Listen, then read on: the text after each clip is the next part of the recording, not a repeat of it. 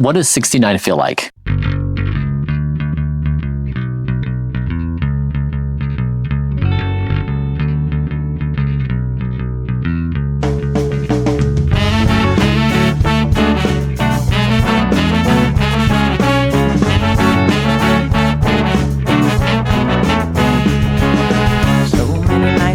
In this world, cesspool of kindness and ethical blindness. So please excuse my sarcastic tone. I'm a bit underwhelmed by the sample shown.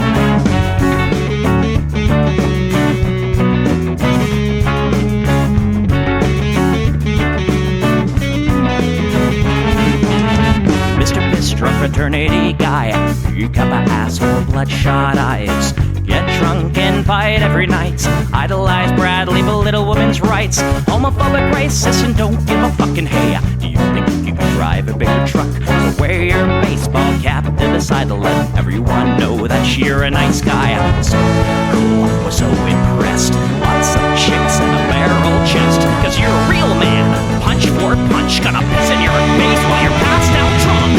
I'm a nice guy, you're a nice guy.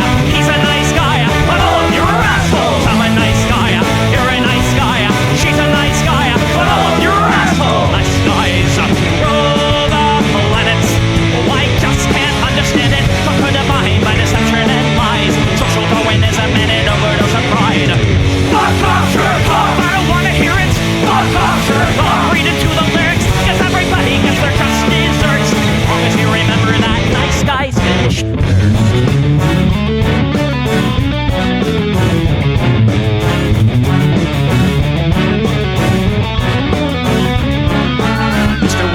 You're next on the list. Such a nice guy who speaks through his fists. Prick with a penchant for messing with heads. A broken nose for dinner and breakfast in bed. Alcoholic, paranoid, and suicidal too. But you'll probably kill her before she gets away from you. Swims in a pool of blood and cry. All your friends say that you're a nice guy. Have a drink, this one's on me. Look, you're doing fine, losing to your disease. Comatose, I'll pack your bags. Bury you like castrated and gagged. I'm a nice guy, you're a nice guy.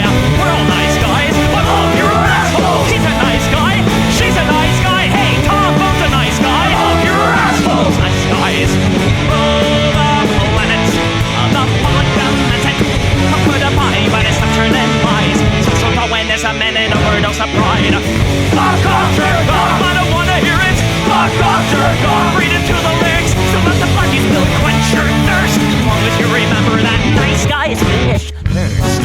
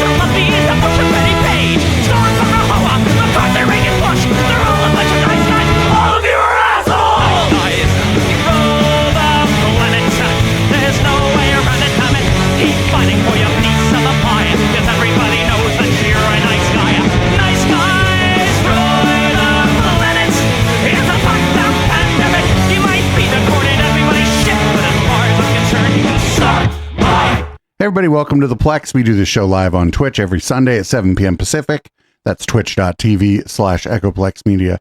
You can support this project at patreon.com/Echoplex, or even better at eplex.store. Sign up at the $5 a month level or higher, and you get the entire show of the Plex and Down Ballot, including Red Light, straight to your inbox the day after they're recorded. That's a couple days before the pod comes out. Also, you'll be getting some updates on our cast of characters that we're doing for Dan Badondi, because I finally finally got to work on that. So you'll be getting some previews from that if you are a member. Anyway, I'm Producer Dave. You can find me on Twitter, and just go look and you'll find me, or on Blue Sky, or on Grindr. And this is what the people want. I don't hate the cops. And there's a person inside when the truncheon stops. Oh, don't hate the cops. Oh, when the raiders come, who will protect the shops? Don't hate the cops. They're a sensitive bunch if you don't stop throwing your rocks. Snap, crackle, pop is the sound of a taser. Your body drops, donate the cops. Donate the cops, donate the cops. Donate the cops. Thank your local police, 'cause they don't do nothing wrong. Thank your local police. Got rid of the corruption and the racism is gone. They've been keeping the peace, keeping homeless folks out of the parks and malls. Got a cure for your social disease. Follow the law, don't hate the cops. Follow the law, don't hate the cops. Follow the law, don't hate the cops. Follow the law, don't hate the cops. Follow the law, don't hate the cops. Put your hands above your head and show you're not afraid. I'm the fearless judge that your skin color's gonna get. And if you die before the sun comes up, the paperwork will take forever. Well, it might have worked out a little bit better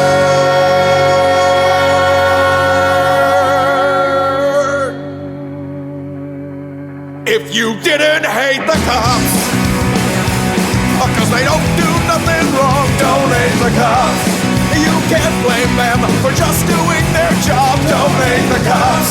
Well, you gotta wonder, how much would it cost for you to be shot at and stabbed at by maniacs and drunks? Don't hate the cops, don't hate the cops.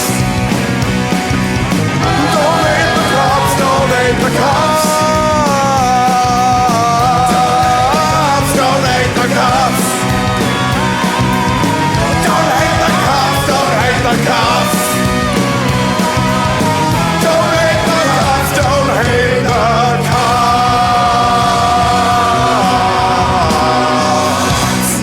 All right. Well, first is something terrifying. This isn't great. I think it's bad when they use AI in education, especially to, for example, draw a map of the United States. Seen this U.S. map before, where Kentucky is Kentucky, Indiana is Inolano, and Tennessee is Tunisio, and the list goes on. Well, this was in the agenda given to students at a JCPS middle school. When Stacey Morris's son got in the car after the first day of school, he said something she didn't expect. Mom, did you know that we live in Vanecki? And I said, what are you talking about? That question sent Morris flipping through her middle schooler at Farnsley's brand new agenda, unveiling all sorts of bizarre errors. The periodic table is just jarbled words. We have new planets called Mark. In this US map, Louisiana is Lukong, Alabama is Alatome, Illinois is Vitoise, and South Carolina is South Quanto. Arizona is Arizona. I mean, Tennessee, there's not even the correct letters in Tennessee. Illinois starts with a V. I mean, it's... Oh, Billinois. And look at these phases of the moon. Some are not legible. What should be waning crescent says waning crescane. And the periodic table, where the names under the elements are gibberish.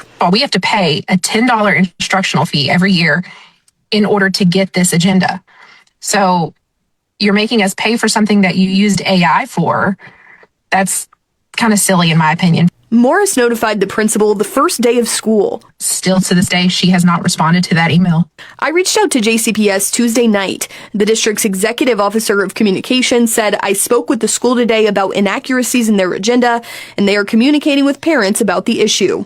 On Wednesday, nearly a week after Morris told the school, teachers got an email warning of a lot of mistakes between pages 19 and 36, ordering them to have students rip the pages out before heading home. Came home with lighter agendas, did the district email parents saying the book contained inaccurate information. This is not a misprint. This is someone did not look at what they were handing out to the students. Morris says it's harmed her trust with the school and district. And it makes you think, okay, Was this the only school in Jefferson County that did this? Or are we the only ones that paid attention? So I asked JCPS if other schools received these agendas and what company they were from. The district did not respond before this story aired. Wow. Jesus Christ, can't you just fucking like a map of the United States is like you could just get one, right? Like you could just go get one. There's plenty of public domain maps of the United States that you could just get and use. Well, the periodic table, that is public domain. You could just get it somewhere and put it in your fucking pamphlet that you hand out to the students. The phases of the moon. There is stuff about the phases of the moon in the public domain that you could just get and put there. But imagine being so lazy. Well, actually, no, this takes more work. Right, doing whatever this is more work than just downloading a fucking a ping file or something and putting it in your thing. This is like more work. I don't know what's going on here. It was like there's someone in there like telling all the other teachers like, oh, you don't know about AI. Well, I'm going to use it to make the fucking handout and you're going to wish you used it because it saved me so much time. I don't know what's going on here, but it sure is stupid. Just use a map. Like the school district probably has these assets like on a server or somewhere, like a portal for the teachers somewhere. Like they probably don't even have to go find it. They probably already have this stuff. Ah, what a dumb fucking thing. I'm not even sure this is lazy because this takes more time, I think, than just grabbing a map from somewhere. Anyway, here's another story. This is a fuck the police story, not a fuck AI story. Police confirmed the two men accused of kidnapping, beating, and robbing a man and woman in South Phoenix are indeed Phoenix police officers who are now the focus of a criminal investigation. Clearly, we have a lot of questions, but the Phoenix police chief turned down our request for an interview today. Michaela Marshall's here. These are pretty damning allegations, Michaela. Well, after hearing the violent details, Tempe police believed this was an attempted carjacking by two men impersonating officers. But I confirmed today the suspects were sworn police officers. What's not clear is if they were on duty that night for official police business or the fuck does that matter? Out on their own. No body camera footage and no report of an off-the-books traffic stop involving two Phoenix police officers now under criminal investigation. This stems from a violent incident on August 5th, around 11:30 at night. A couple claims they were forcefully removed from their car, tased, punched, and threatened at gunpoint by two police officers. Even though this happened in Phoenix near 19th Avenue and Broadway Road, all of this information is coming from a Tempe police report. That's because an investigation was opened after the victim's car was found disabled close to Priest Drive and Baseline Road. The car's owner told police her son was driving it that night, and while on the phone with an officer, her son's girlfriend arrived at the apartment and sounded scared. The girlfriend reported while her boyfriend was driving, they were pulled over by what looked like an older model police SUV with red and blue lights. The girlfriend says she was held in an armbar, handcuffed, tased, pushed to the ground, and put in the back of the cop car. The police report says the officers also beat up and tased the boyfriend, pulled out some of his hair, and threatened to shoot him. But he was able to get back in his car and drive away. The two officers then let the girlfriend go, and she walked about an hour home. Tempe police initially believed the men in the police vehicle were impersonating law enforcement and that their actions amounted to criminal conduct, including robbery, assault, and kidnapping. But now that they found out it's pigs, it's going to be like disturbing the peace, right? And according to the victims, the officers never explained what prompted the traffic stop. The victims in this case felt like suspects and were administrative leave to report the encounter because they didn't want to talk to police or get arrested for fleeing the scene. Phoenix police say the two officers are on administrative leave. And I told you. I told you. Of a criminal investigation. This is just a wild story. So administrative. Why? What if I did that? I'd be in the slammer. Victims doing tonight? Well, I did speak with the family of one of the victims today, and I was told the couple is in their early 20s and they're shaken up but physically healed at this point. So we'll see if they'd like to share their experience in the coming days or weeks. But right now they tell me they're just still too scared. Fuck no, don't go public, dude. Fuck that, dude. Fuck that. The fucking police are going to come for you if you go public on this. Dude, this is fucked up. What do you mean they're on leave? They should be in custody. I'm not a big fan of the fucking carceral state, but if you pull somebody, if you like get somebody out of their car and beat them, you have to do something. So because it's fucking cops, that the story didn't say, but you'd think they would say that, oh, the two officers are in custody, in police custody right now. They're awaiting their arraignment. They're awaiting their arraignment or something like that. No, of course not. No, they're cops. They're sitting at home fucking eating Cheez-Its and watching the local news stories about themselves, I suppose. All right. Well, up next, Laura Ingram marvels at Mom Donnie's ability to speak more than one language. Very un-American to speak other languages.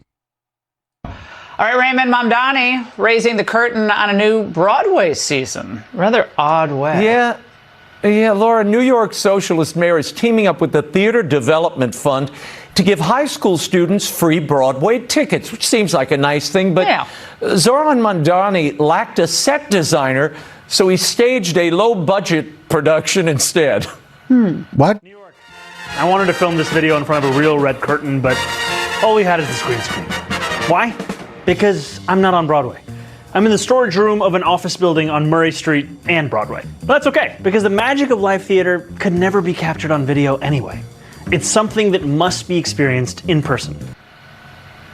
Leave it to a socialist, Laura, to push a lottery for theater tickets, but then to make sure that all the new New Yorkers could understand his theater pitch, he delivered it in Bengali, Spanish, and Chinese. শুধু তাই না, যখন লটারিতে enter করবা, visiten este sitio web para saber cómo participar en el sorteo hasta el lunes. 我不知道中文，可是我想试一下。 Pretty good. Why are they like, what's so, oh, listen, other language, funny. No, that's just another language, dude. Like, they're trying so hard to hate this guy and everything they do. They're like, oh, look at this asshole. And it's like, so he's giving away free Broadway tickets to probably kids who can't afford them otherwise. And he's doing the announcement in many languages. What an asshole. He actually has a good accent. A man of many accents. Now, bear in mind, yeah, to be fair, fucking Laura Ingram seems to think it's cool. She's accidentally humaning for a change. $131 a pop, okay? Wow. People can't afford this, so I guess they think by luring the high school kids to free tickets, that'll win them over, give them something worth seeing. Why don't they restrain the unions that Mamdani is such a supporter of? What? That's what's exploding the costs of mounting a Broadway show. And it out of New York. But here's the other kicker. He's appealing to the Bangladeshis and the Chinese. Guess what the percentage of people who are actual Broadway audience members are? Now, the Broadway League, that's the Producers Association, they just did a study. 66% of the Broadway audience is white. 11% is Asian. I mean, I'm sorry, the Bangladeshi audience is not that extreme in Broadway. Sorry.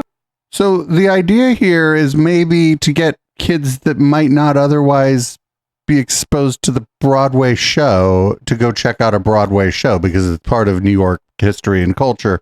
The guy's not wrong. The tickets are too fucking expensive. Like, don't get me wrong. Like, it should be, but there's other theater you can go to, right? That isn't that expensive.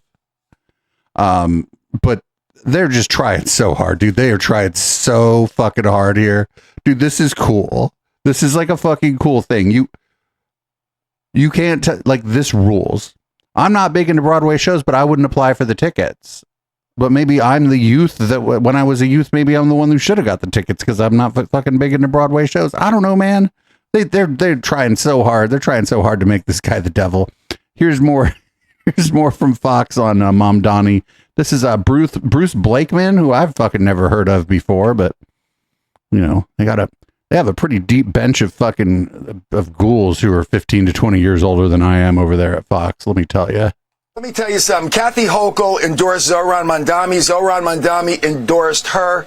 They are lockstep. Zohran Mandami is anti-Semitic. He's anti-Christian. He's anti-American. And he has absolutely no idea what he's doing.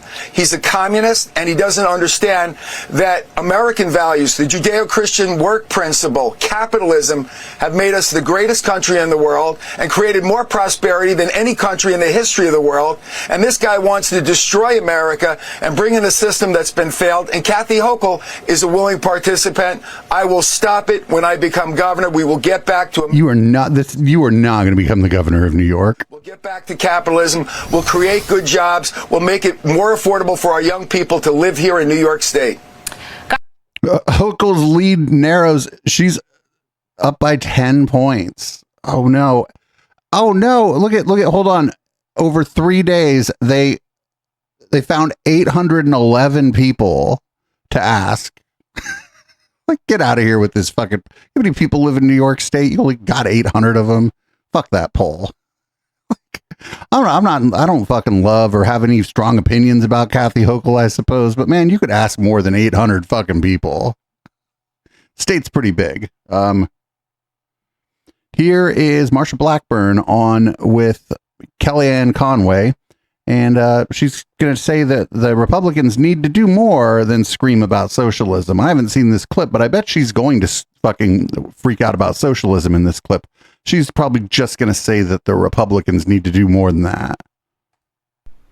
And of course, it's not enough, Senator Blackburn, just to scream socialist, communist. We need to explain what we're for. I think that you and President Trump and so many others in your party have given us that agenda. Make the case for all Republicans coming up in this midterm. How can we tell Americans about the security, the safety, the certainly the prosperity, the opportunity for all? What's the message for the midterms?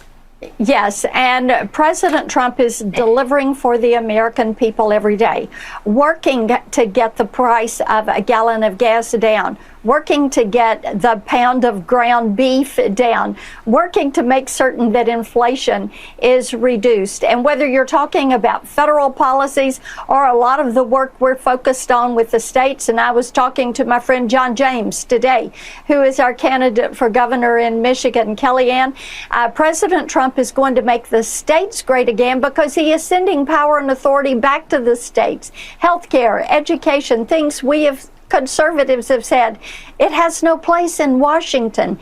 He is delivering on that agenda. We should be grateful. Is it taking a while to get this turned around from what they did under Biden? Oh, it's all Biden's fault.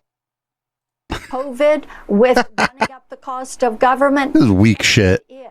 But you can bear in mind that passing that big, beautiful bill, we were able to prevent a $4 trillion tax hike that the Democrats had planned and deliver. Right, but what the hole that you left behind turned into national debt, which as soon as Donald Trump is out of office, assuming we get a Democratic president, you are all of a sudden going to be very concerned about. Cut for the American people ever. No tax on Social Security for seniors or tips or overtime. So those are all untrue. These are like means-tested deductions that you can get. Those are good things. It's more money in your pocket. That is what the American people and all Tennesseans want to see. All right, whatever. He's trying to get the price of oil down. Dude, he's probably just like fucking that day that they recorded that. He probably was talking about bombing Iran some more. Like, what are you talking about? He's not working to bring gas prices down. That motherfucker hasn't driven his own car or pumped his own gas in fucking 50 years probably. He didn't give a fuck about any of that. I think people are starting to figure out that they don't give a fuck about any of that stuff. They just want to like claim that the other party is doing a bad job, and the other party is, right? Like, it's not like America's got any fucking shining examples of leadership in the government going on right now. I mean, Mom Donnie's pretty good, but still, like, come on. He gave away theater tickets and fucking Fox News lost their minds. So here is Fox News is probably never going to have this guy on again. This is a self-described Democratic Socialist candidate, Elijah Manley, and I have a feeling the Fox, they're probably not going to have this guy on again. No, we're talking about removing them for the country that they came to illegally. There's almost no country in the world that allows people to just cross their border and begin a life inside that country. You have to come in legally. Would you not agree with that? I agree with that, but there's a right and a wrong way to carry out our laws. We have a constitution in this country. We have rule of law. We have a Congress, and we cannot have a situation where we have people terrorizing not just immigrant communities, but terrorizing our communities, shooting random people in the face like Alex Perty. I mean, this is not acceptable way to carry out our laws in this country. She's going to be like, correction, they shot him in the back. And the executive branch need to enforce the laws, but they need to. She's going to be, I swear to you, she's going to be like, correction, they shot him in the back. Obey Congress, because Congress is part of our constitution in this country. Well, let me tell you one thing, Elijah. Congress's laws are the laws that ICE is upholding. And I'm just going to ask you one more time, because you didn't answer my question. Are you okay with someone crossing our border illegally, even though that's against the laws of the United States? I'm not talking about how they're removed. Are you okay with them coming in illegally? I think I answered this question. Yeah, he said no, he's not. Yeah, he said no, but he did answer the question. That's correct. You might not like what he said after no, but he did answer the question, homegirl. That we have on the books if someone's coming into the country illegally. Okay, so they should be removed. There is a right and a wrong way to enforce the law. We cannot shoot people in the street. We cannot kidnap Americans off the street indiscriminately. You may be okay with that. I'm not okay with that, Martha. No, I'm not okay with anyone being removed indiscriminately. I'm okay with the laws being upheld, and I'm okay with people doing their jobs. Well, hopefully you'll come back, because we have a lot more to talk about. So, Elijah Manley, thank you. We'll be watching your race tomorrow. They're never having this guy on again. We're having this guy out again. Never gonna see him on there again. That guy was cool as a cucumber. Just absolutely just chilling there. So Larkin may not have won his race, which, things happen. You can't win them all. But he certainly did win this exchange on, I guess there's a Newsmax 2. I didn't know that. There's a Newsmax 2. So here's an exchange with whoever's hosting Newsmax 2. If you do make it to Congress, you're going to have to work with this Trump administration. So can you name one significant accomplishment that President Trump has secured since returning to office for a second term?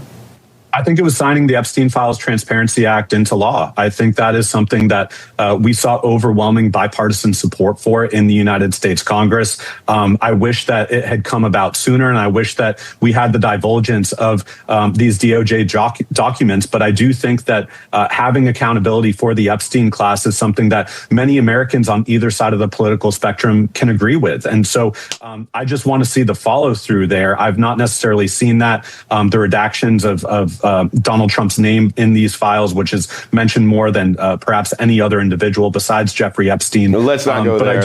That's been debunked over and over and over again. Debunked by who? In there, that's been completely debunked every single time that's come up. But it's already I in there. I don't need to throw it in there. That's definitely not one of the greatest things that President Trump has done. He's ended 8. These people are like willing to go to the mat for the people in those fucking emails. It's so weird. He's trying to end another one. He's bringing peace to a lot of places. So that's lower on the total. He's bringing peace to what places? Like, which places did Donald Trump bring peace to?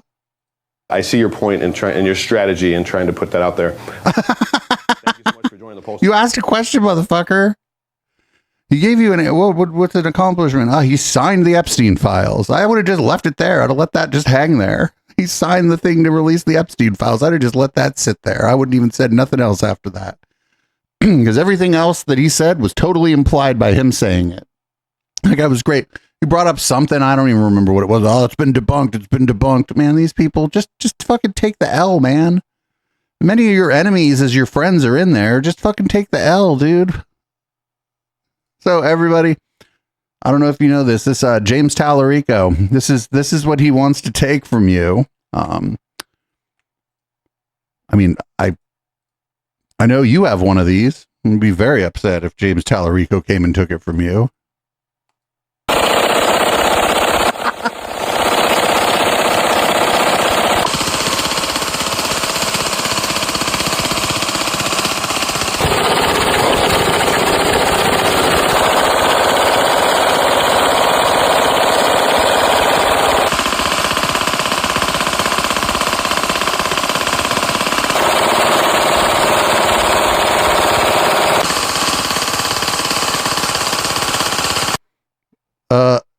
I want to take that. I don't want you to have that. I can't see any reason why you would fucking have that. Like, why would you have that? Like, I guess it's cool if you're into guns, but like, I don't know, like, why would you have that? It looks like a fucking, like a video game weapon. Jesus Christ. All right. So that's what Tallarico wants to take from you, which is fine. I would help Tallarico take that from you. Good Lord.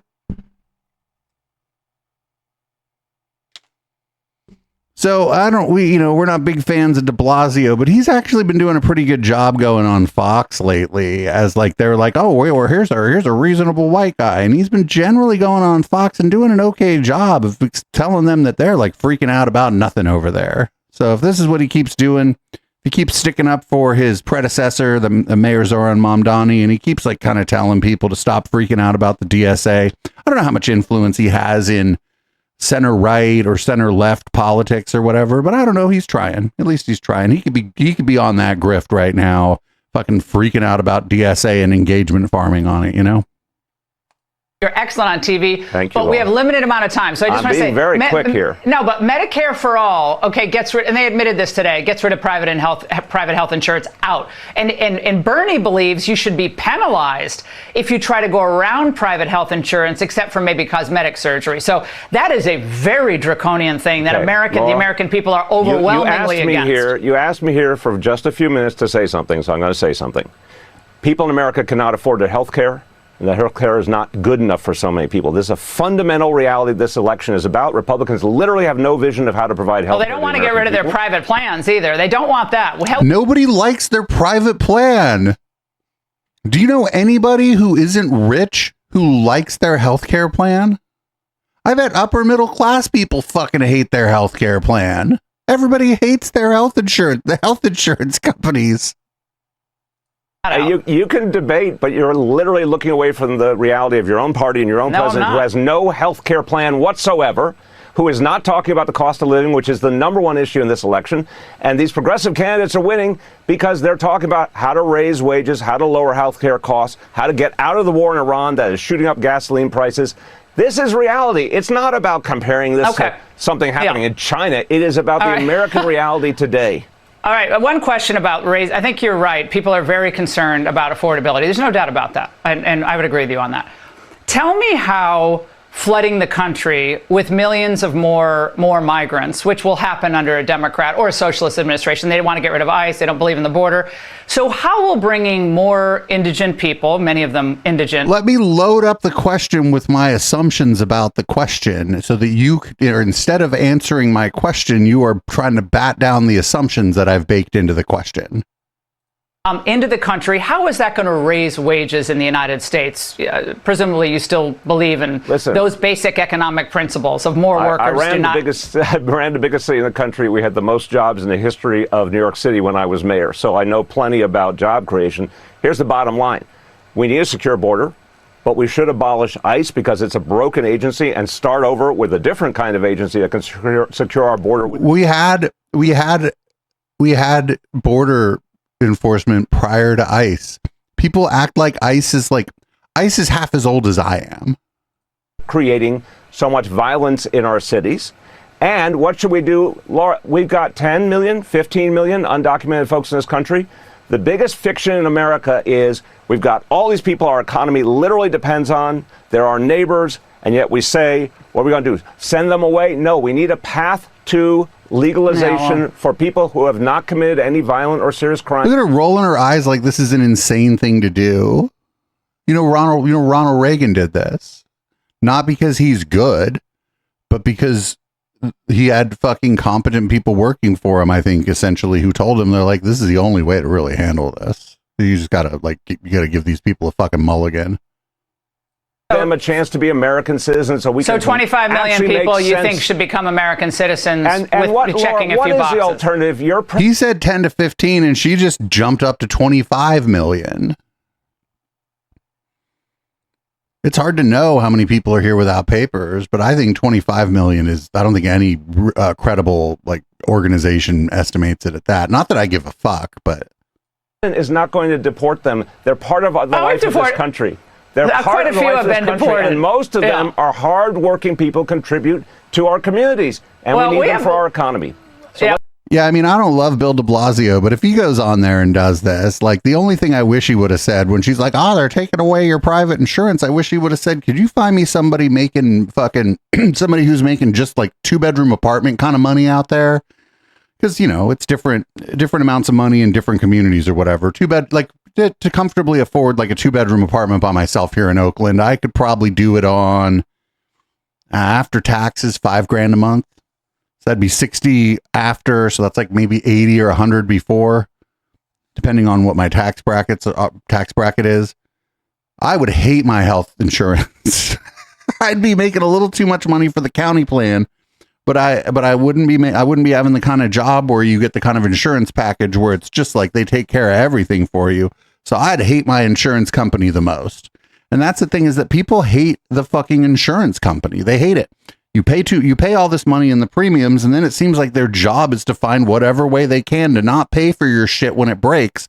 And also, the most fucked up thing about it is you have health insurance and it doesn't include your fucking teeth.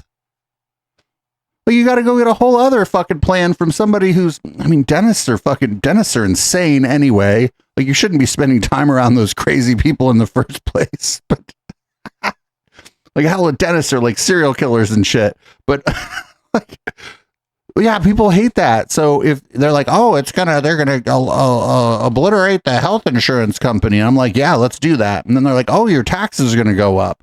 And they never like the other side of the balance sheet. They're never gonna be like, well, you're not gonna be paying your health insurance premium anymore. It's like, even if it's like the same for me, right? Because I'm on the county plan, I get a good deal here in Alameda County. If it ends up being the same for me as I was paying before, but now everybody gets covered, fucking sign me up. And for a lot of the people in that category I was talking about earlier, the category of where like I pay for a 2-bedroom apartment in a city by myself, right? Those people in that category, they would love that shit because they're getting slammed on their premiums. That cohort of people is getting slammed. The cohort of people that's thinking about maybe first-time home ownership, those people are getting fucking slammed by their premiums, and it's preventing them from, for example, buying a starter home. Like when you have it's you, your partner, and a kid or whatever, and you're like, oh, we really need to get out of these apartments. I'd like to get like a small, like a 2 or 3 bedroom house, whatever. You and your partner and your kid, your insurance premium's like $1,400 a month, man. That money could go to your fucking mortgage. It's not gonna, like, in a place like the Bay Area, your mortgage is gonna be pretty high, but $1,400 ain't nothing. And even if they're taking $1,000 out of your taxes, you're up $400 a month. That's $4,800 a year. That ain't zero. And again, now you're helping everybody. And the idea here, and I think it probably would bear out. It would take a little while. Problem would probably be my cohort, white men in my age cohort. Once this was enacted, I think a lot of us still wouldn't go to the fucking doctor. But I think people would go to the doctor more if they're not worried about like is my insurance going to cover it? I'm not sure if I really need to go. Now you just get coverage. You just go, okay. Oh, there's a line. Well, there's a line. Like, these people, the way they talk about this is fucking insane.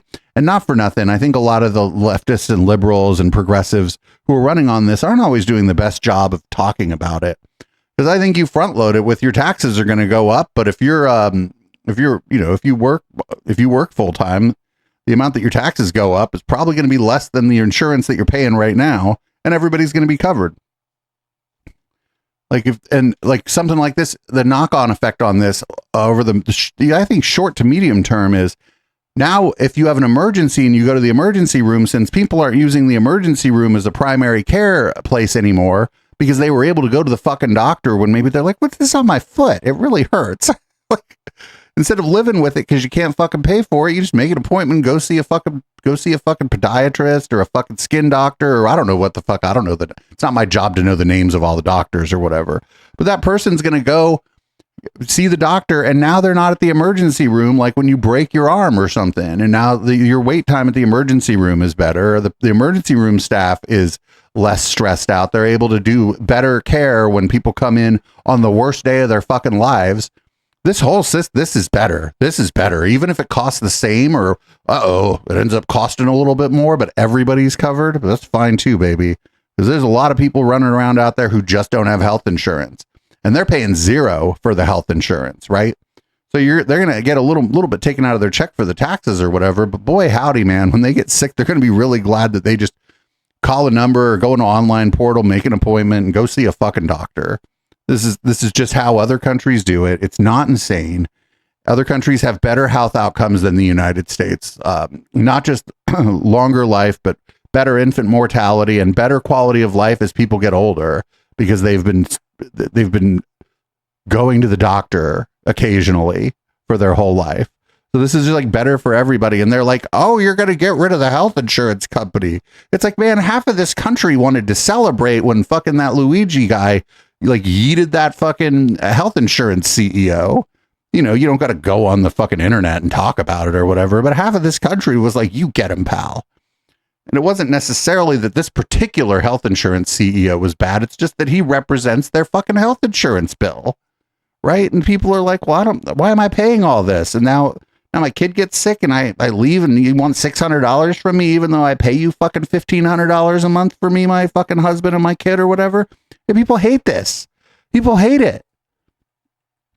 There's going to be problems when especially with the Republicans trying to get in the way of everything. Probably a lot of centrist Dems. Even if we get this passed, there's going to be a lot of problems as it rolls out too, because a lot of people that have been putting off getting care, as soon as it rolls out, they're going to take advantage of it. So we were going to have fucking problems at the beginning, because there's a lot of people who've been severely underserved by the healthcare system in this country. But after that initial surge goes away, hopefully everybody calms the fuck down and we learn something. We learn what's going on, learn what people weren't going to the doctor for, maybe do some public service messaging around the kinds of things that people don't go to the doctor for to get them in there earlier. And fucking after like a year or two, I think it would all fucking kind of chill out, and system would have its problems like any other system created by human beings, but man, it's gonna be better than what we have now. Oh, here we go. This is from C-SPAN 2. This is the Hugh Hewitt show on C-SPAN 2. I love these stories that are completely true. I'll tell you a quick anecdote here. And again, this is anecdotal, but to me, it tells you where Minnesotans are starting to turn here. A friend of mine is a conservative. She has a neighbor who is a dyed-in-the-wool Democrat. They never talk for obvious reasons. But this neighbor came to her door the other night, knocked at the door and said, "Hi, I'm worried. I think my party has let me down. I'm wondering, should I put a sign in my yard? Will you put a sign in your yard? Here are the people I think that can help." Look, we feel a change here. No, lady, nobody believes you. Did everybody fucking clap? Like, this is some hipster coffee shop story stuff, dude. Like, now everyone is Jacob Wool. All right, now we're going to move on to the war in Iran. Here's Representative Brian Mass. He's going to tell you about, I guess, the recent stories of munitions, particularly like medium and long range missiles. The supplies of them have been depleted. Here's his reason why that happened. This is great. I love this.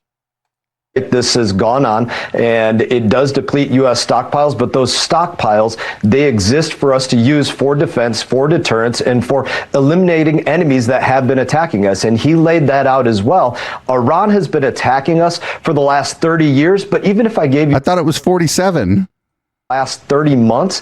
In the last 30 months before Epic Fury, they attacked us over 350 times, killed 3 U.S. service members, countless contractors, driving small boats into our big ships, firing ballistic missiles and drones at us.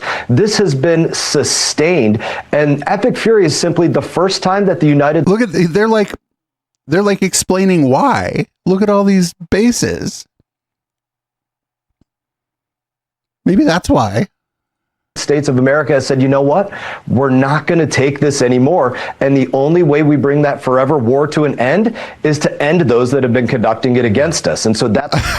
They're already calling it a forever war. Dude, these people, what do you mean forever war? Oh, no, you're already calling it a forever war. I think that's because they want this to go on forever. They think that like these people have like post 9/11 brain, right? They want this to go on forever because they think that it'll be like a thing that spurs people to patriotism, because these people are fucking warmongers and they think everyone's like them. Nobody likes this. Everyone hates this. Everyone thinks this is stupid. Trump supporters are trying to act like Benjamin Netanyahu tricked him into doing it and shit. That's how much they hate it. They're trying to be like, I don't know, our super smart and fucking strong and buff and president got tricked by Benjamin Netanyahu. I mean, I've said this over and over again. I think what happened is someone from the Israeli government got in touch with the Trump administration, said that we're gonna, just to let you know, we're gonna do a couple bombings of Iran. And Trump said, not without me, you're not going to. I'm the one who does the bombing. I swear to you, I think that's what happened.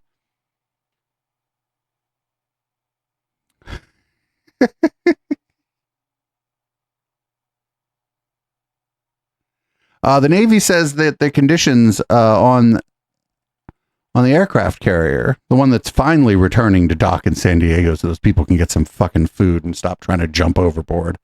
None of that's true because the Secretary of the Navy says so. Famously never liars, the U.S. military and their public-facing representatives. Congressman, your thoughts on your colleagues' call for congressional oversight and some of these reports that we've gotten from the Lincoln that potentially several crew members tried to jump? Well, Cheryl, good morning, and thanks for having me on. We have oversight currently. I'm sitting on the Armed Services Committee with... Well, that's part of the problem, probably, is that people like you are on the Armed Services Oversight Committee. And Don Bacon. And these reports are just that. I haven't heard anything personally from our office, and I trust the Navy to do this as well. So I don't make much of it, to be honest. Okay, so you're not concerned about these reports. I guess, 260 days is a long time, for deployment. Yeah. Oh, no, there's no doubt about it. I mean, look at our armed services. Our folks, our soldiers, our sailors, our airmen do a fantastic job. Oh, you needed to say seamen. Of course, when I served, you always prefer to be stateside if possible, but that's part of the job is to deploy. And they did that. I think they did an outstanding job. I'm glad they're coming back. He didn't say whether or not he had to deploy. He just wanted to make sure that you know that he served. He didn't mention, when I served, I was in Afghanistan for X number of fucking days or whatever. And yeah, it wasn't the best, but at least we had food.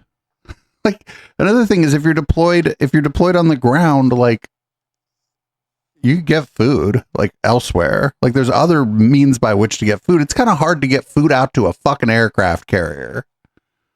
Oh, God. Did you know this is all it's fake news? This is all fake.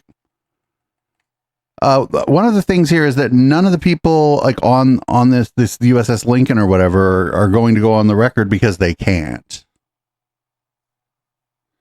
So they send a picture home to like mom or their sister or their wife. They're like, oh, here, we're at dinner. And then they take a picture at dinner. Mom, sister, wife, fucking boyfriend, girlfriend, cousin, whoever is like, oh, that looks terrible. And then they tweet it out. That's how we find out about this. But don't worry, it's all fake news. Fake news. Be quiet. Be quiet. Be quiet. You're a fake reporter, and you report fake news. Go ahead. Mr. President, so the next person these people are cowards. The next person needs to say, Mr. President, you cannot talk to my colleagues like that. is there enough food on the USS Lincoln? Yeah, it is. That was a CNN fake report. The Lincoln has been out there for a period of time, good period of time. But over the years, we've had them out there much longer. I was at a group meeting, and an admiral came up to see me over the weekend. Yeah, but when you had stuff out there longer, like you had competent warmongers in charge of the military. They probably had methods by which to resupply the fucking aircraft carriers. There was probably some fucking black lady in charge of that Pete Hegseth was all DEI hire. And now the fucking one person whose like job it was to make sure all that happened got fired because Pete Hegseth didn't like her fucking hair or something. And it was at a big group, and he happened to be an admiral retired. He said, I've been on ships that are out there much longer than that, sir. And I know people on the Lincoln, they say it's beautifully maintained and beautifully taken care of. And other people went out and they found out to be true. It was fake news reporting from CNN. Mr. President, there was a report that a senior intelligence official with the So the way he talked to that first person, dude, the whole, I don't even give a fuck what, like, you fucking be like, you can't talk to my colleague like that. Answer that person's question. Oh, here we go. This is Fox News host Joey Jones. I've never heard of this motherfucker, but he may, based on what we're seeing, what we're about to see here, we may start keeping an eye on this guy. This is Fox News host Joey Jones on the problems with the amenities, we'll say, on the USS Lincoln. I mean, how weak are you on TV complaining about tuna and noodles? I'm sorry. You volunteered to serve your country. You can come back, get out of the military, and do like all of these Democrat veterans and complain about it and make commercials and be a sellout if you want to and come up with a new way of doing things. The last Democrat president that I remember that was deploying troops, Barack Obama, had the Army going to Iraq on patrol bases for 15 months at a time, eating MREs. I'm sorry, but you're a sitting duck on a patrol base in Iraq, in Afghanistan, a heck of a lot more than you are on a fortified Navy ship sitting in the water. You might have got bored, and I'm sorry. We did have more fun getting in firefights, I'll say that. But this guy's like, I shot people. Say that it was terrible because you had a corn dog and a hot dog. I would have traded a block of C4 to the Taliban for a hot dog by about July 2010. I just do not understand the mentality. Ooh, what are the odds of stolen valor here? What are the odds that this guy, none of this is true? Right? Stolen valor isn't just claiming to have been military when you weren't, right? It's claiming that you saw the shit when you did not. Representation of who our military is now, and I'm not saying it is, but there's at least enough for some of these trash rags to print about it. If this is who we are, we're just Rome sitting here waiting to burn. We've got nothing left. It makes me fume. If he sat there and said, we didn't have any clean water to drink, we couldn't take a shower. I mean, well, I didn't get to take a shower for about 6 months, but still, something that has something to do with you probably haven't taken a shower for 6 months now, just baby wipes and patchouli. Or like getting sick. There was a scurvy outbreak, and the guys that were missing legs were only given wooden pegs instead of metal ones. Then maybe I might have. What the shit is this guy talking about? That little kid and whoever raised him, Lord help you if you ever go into a hot war on the ground like millions of Americans have. I can only think what a World War II veteran sitting there who's lucid enough today to see that and think about the 6-month journey home from fighting the toughest war we've ever fought after being there for 4 years was thinking, listening to him complain like that. The Secretary of the Navy put out his response. That's my response. End of story. So yeah, somebody in chat mentioned that because America is such a good warfighting machine, the base that was most conveniently located to help resupply this ship it got blown up. I don't know if it's destroyed, but it was like severely damaged at least, and it the ship couldn't get restocked. One of the things that people said that I was looking into this. One of the things that people liked about the Navy versus other services is that the food on the ships is usually pretty fucking good. You weren't eating lobster and shit all the time, but the food on the ships was usually pretty fucking good. Some of the shit they were showing, it looks like a Salisbury, like that fucking Hungry Man dinner Salisbury steak without that nasty gravy. And then I don't even know what was next to it. It was like a pile of starch something or another. I don't know, man.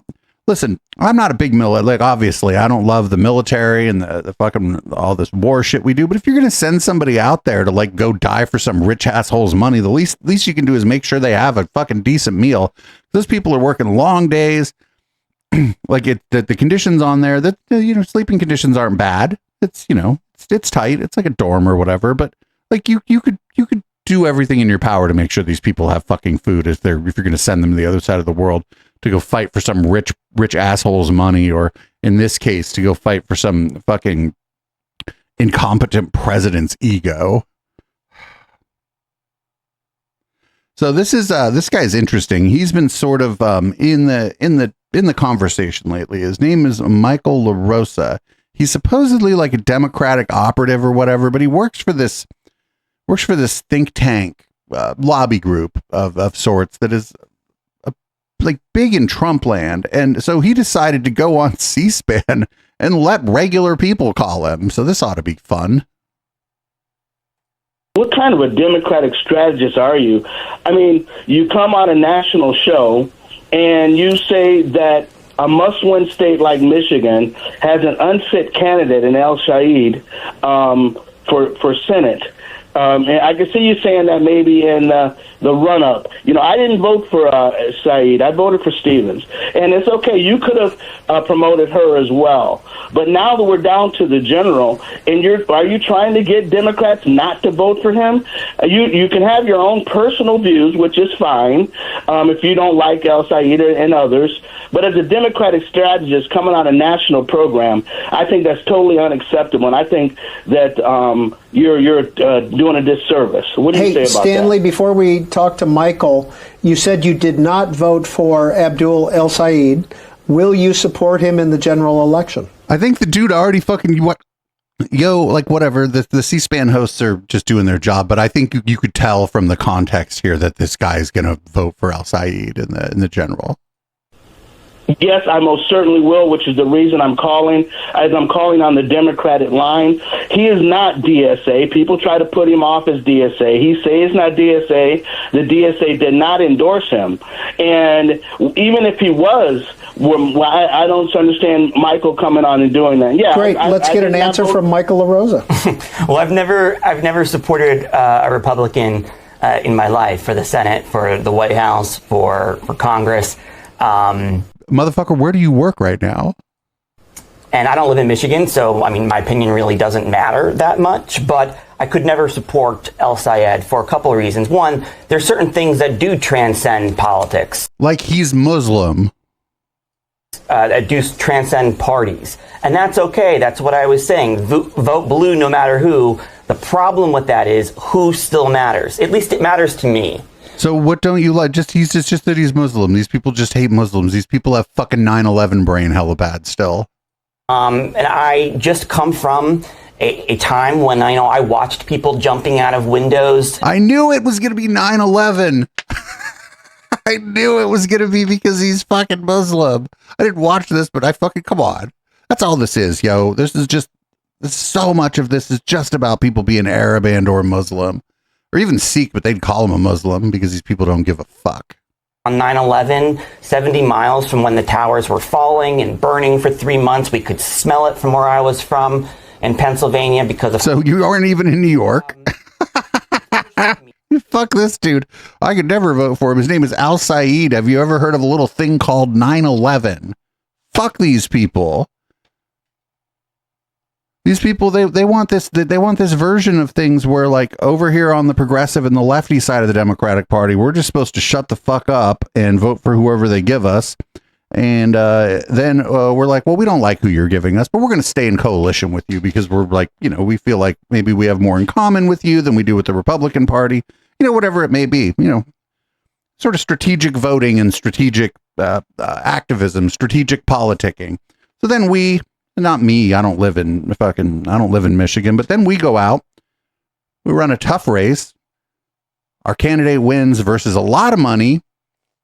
He performs worse than the polling, but the polling in like Rust Belt states for Democratic primaries is like historically pretty bad. And then he wins, and the same people who were like, you need to vote blue no matter who and shut the fuck up are now like scolding us for fucking winning a primary. Like, how dare you win the primary? That guy looks like he's a fucking terrorist origin or whatever the fuck these people are trying to say. This is just bigotry.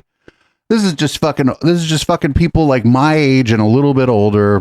I don't think there's a lot of young Democrats doing this. It's fucking Gen X and like the boomers or what? I don't know. There's a generation, I think, between me and the boomers. I think they call it the lost generation. I don't remember. There's just these people that are like, oh yeah, I remember a little thing called 9/11. I'm like, motherfucker. How old was Al Saeed during 9/11, right? That was like, what, 27? The guy's like 40. So this guy was like in like junior high or something, right? Like, how old was this guy when that happened? Like, he didn't fucking shit all to do with him, dude. He didn't have anything to do with that shit. What the fuck? Here we go. We're guess we're done with our be mad about 9/11 thing. Here's the jobs report was bad, but I don't know why you're worried about the jobs report being bad. Why would you be worried about the jobs report being bad? It's actually good. It's good that the jobs report is bad, and you should just be happy. And here is Besant. You know, I just wanted to get your read on the economy as we see oil prices marching higher again. We have seen tremendous resilience, as you noted, from the consumer, but there are signs that the job market may be cracking a little bit. Got a weak job report last month. I'm curious about your assessment as to how much we can handle all of this. I think the jobs numbers are quite noisy, and again, sir, the other thing that's important too is like the jobs that we're seeing are going to Americans after the. Where the fuck else with the jobs number? What they're going to Americans? Wait, when you do a jobs report, we're not getting a jobs report from fucking Venezuela, fucking Australia. Those are Oh, I think I know what he means. Actually, I think he means white people. Deportations that we've seen during President Trump's administration and the closing of the border, that like this unfettered migration, we don't need to produce as many jobs. And the jobs numbers are fine because we're kicking people out. All right. Jobs numbers are great. We're kicking out all the workers anyway. Who the fuck cares? This is fucking ridiculous. Here we go. Beef being expensive is Biden's fault. Everything's Biden's fault. They're even starting to blame some shit on Obama. Trump might fuck up and blame his first administration. He might be like, "Oh, it was before Biden. It was their fault." Sir, that was you. Well, it was us back then. That was not me. I want to start by asking you what the Department of Agriculture is doing to bring beef prices down for Americans. Well, first of all, Jackie, it's so great to be on with you again. Thank you so much for having me. Listen, what we are facing in America today is the direct result of a war on cattle by the previous administration. Frankly, a war on agriculture and a war on farming in general. When you've got a prior administration that is basically blaming cattle for their crazy climate agenda, then you have a real problem. So industrial agriculture creates a lot of greenhouse gases, which contribute to climate change. They're not blaming the cows, they're blaming the people. He's like, they're blaming cattle. No. The cows are a victim in all this too, honestly. Those cows are basically fucking slaves. There's like cow concentration camps all over the fucking country. Not the cow's fault. Not the cow's fault. Here's we're going to talk about EBT. You should eat all the happy things at the store. I don't know what the fuck that means, but it's what the fucking thing says. Eat all of the happy things at the store. So if you're one of the 250,000 retailers in America, think about that. 250,000 retailers in America take the EBT card, the SNAP dollar. You now have to have twice as many healthy food items. And guess what? Jelly no longer counts for a fruit, and jerky no longer counts for a protein. We need rotisserie chickens, we need oranges, we need apples, we need all the healthy things in all of these retailers. But when there's places where you can't get those things, and the New York City mayor props up a couple government grocery stores, government-sponsored grocery stores with good prices, we don't like that either. That's great. And we keep on using the acronym SNAP. A lot of folks don't even know what it stands for. That is the Supplemental Nutrition Assistance Program.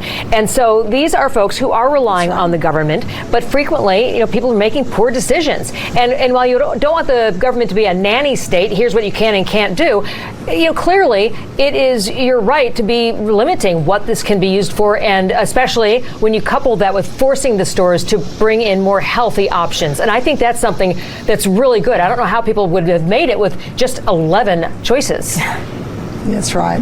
Yeah, that's right. No, that's exactly right. And then you add on top of that, this is a really, all the Republicans in Congress really protecting the American taxpayer dollars.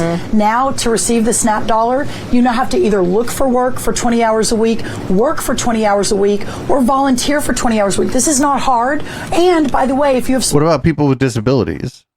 Children, or if you're elderly and you can't do any of that, then you can get a waiver. But we're now expecting people to work again. This is the only right thing to do since they're living on the taxpayer dollar. But wait, we just saw a thing where they're like, we don't even need any new jobs, actually. We can just lose jobs. It's fine. We're kicking out the immigrants. Like, these people, none of this makes any sense. None of this makes any sense at all. Oh, if you ate all the happy food in the store, you'd be fine, but you should also be sad because Joe Biden made the food expensive. Jesus Christ. Here's more from that segment. With the midterms approaching, how do you see this playing out? Is food affordability really becoming a test of whether the Trump administration can deliver on its economic promises? No, affordability, I think continues to be a key conversation, as it should be. But I think we have to put this all into context, and certainly on the food side, which is what we are looking at USDA. What the fuck are they showing here that is $69 a pound? I mean, it's a nice price, but Protecting the food supply, number one, but affordability as well. Under Joe Biden, the cost of food went up almost 25%. I mean, this is what we're battling against right now. Under Trump, we are right at the 20-year average, which is around 2 to 3%. Well, it's per kilogram. Wait, this isn't even America. What are they doing? Well, you can't even show an American grocery store. Wait, what does this say? Per kilogram? Is that right? What is going on? Why are they using communist units? With the midterms approaching, how do you see this playing out? Inflation? Affordability really becoming a test of whether the Trump administration can deliver on its economic promises. Oh, it started itself over. Sorry about that. Is that shrinkflation where they're charging by the fucking... God damn it. All right. Do you remember when all the truthers and cookers were saying that Donald Trump is going to get all of the fucking chemicals out of your lives and ban fucking glyphosate and all that? Well, they were wrong, if you could imagine such a thing. The Trump administration this week proposed to open nearly 45 million acres of national forest land to roads and logging, part of its broader push to boost timber production. The announcement comes as a year-long investigation reveals how California forests are already being managed to grow more timber using a controversial herbicide being sprayed at record levels by... Okay, glyphosate shouldn't be controversial. It's safe, but I don't like that they're using it to just take fucking... to get rid of the vegetation in national parks. And the U.S. Forest Service. The Center for Investigative Reporting's Nate Halverson has that story. Every year, Joe Van Meter welcomes thousands of tourists into the Lassen National Forest in California, where he and his wife run the Mill Creek Resort. Yeah, thank you guys. Have a great day. They moved here in 2017 to escape the city and raise a family in what they call a slice of heaven. Yeah, it's a beautiful piece of property. We have about 12 acres here. But since it's like 115 degrees there today, a slice of heaven, my ass. Nearly 100-year-old resort, Van Meter told us he's had to evacuate guests and staff twice to escape massive forest fires. And how close from right here did the fires get? Right there, really to the edge of our property. It's a devastating thing to live through, and it's traumatic and destructive. So when Van Meter learned the U.S. Forest Service planned to replant trees in the burned out areas around his home, he was thrilled. Then he heard the agency's plans involved glyphosate. My initial reaction was what is that? He quickly discovered glyphosate is the key ingredient in Roundup, which has been at the center of lawsuits resulting in more than $12 billion in monetary judgments and settlements to thousands of people who claimed it made them sick. The World Health Organization's cancer agency has made it clear it thinks glyphosate is a health risk. Back in 2015, it determined the herbicide was, quote, probably carcinogenic to humans. Last month, Bayer, which bought glyphosate manufacturer Monsanto in 2018, created a new company called Ruvian to focus solely on its glyphosate-based business. In a statement... So all this is bullshit. Glyphosate, it's a fucking dose makes the poison, dude. If you're working with it all the time, yes, you should take precautions, PPE. But if they use glyphosate as a pesticide, or I'm sorry, as a herbicide, like to kill weeds and shit, and you eat the tomatoes that they grew, you're fine. You're fine. Ruvian said it stands behind the safety of its glyphosate-based products, which have been tested extensively, approved by regulators, and used around the globe for 50 years. The Forest Service considers it a valuable tool and has plans to spray glyphosate on about 10,000 acres in Lhasa National Forest near Van Meter's home. It claims it will help accelerate reforestation efforts. Wait, what? No, it won't. It's no. Wait, what? No, that's no. They want that. No, they want to build roads in there and fucking log. Do all they want to take out all. They want to do the logging and take out all the trees. That they were planning on using herbicides across the land right around your community. That it seems like it's poison that they're putting into the woods. There's some real health concerns for children. I mean, if they're spraying that much of it near your house, yeah, maybe. I don't know what you mean near, though. Again, the dose makes the poison. This is our backyard. This is where my children play. Lhasa National Forest is hardly alone in turning to glyphosate. According to our analysis of more than 5 million pesticide reports, Roundup and glyphosate products are being sprayed in record amounts across California's forests, quadrupling in the last 2 decades. The use I don't like graphs that don't start at 0. Is especially widespread on private timber company land. And the evidence we discovered is plain to see. To my right, it's perfectly demarcated. You see where the herbicides have been sprayed. To my left, they haven't recently sprayed herbicides. So the bushes, the life is coming back among the pines. To justify its continuing use of glyphosate, the Forest Service commissioned an in-depth study 15 years ago.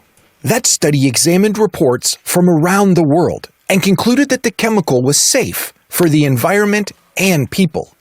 But our investigation found that the Forest Service's assessment relied heavily on studies that were manipulated by Monsanto to quietly shape the scientific record, according to company emails and depositions made public in litigation.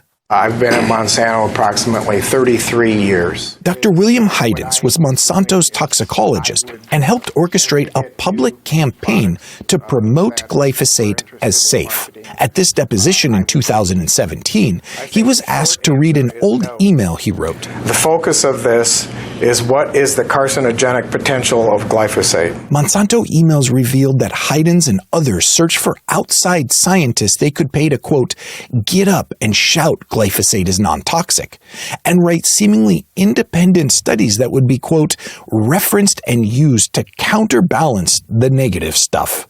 I don't see a problem here. If it was looked like it had been written by outside authors. This is bad. This is. I think this is kind of shitty reporting by PBS. I think it's kind of shitty reporting.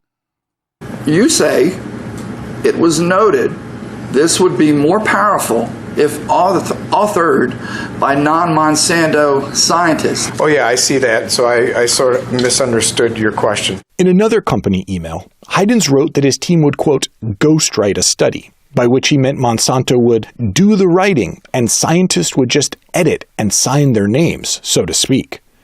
The same way, he added, they handled a study called Williams, Crows, and Monroe in 2000, which turned out to be one of the most influential pro-glyphosate reports at the time. It concluded, quote, there is no potential for Roundup herbicide to pose a health risk to humans. That study was cited 28 times in that 15-year-old Forest Service assessment on the safety of glyphosate. And the agency continues to point to it, even though the journal that originally published the paper on glyphosate... So hold on, I don't usually respond to chat during the podcast part of the show. I'm not championing glyphosate. I don't like Monsanto. They don't exist anymore. They got bought by Bayer. But the conspiracy theorists and like alt health people have been lying about this stuff forever.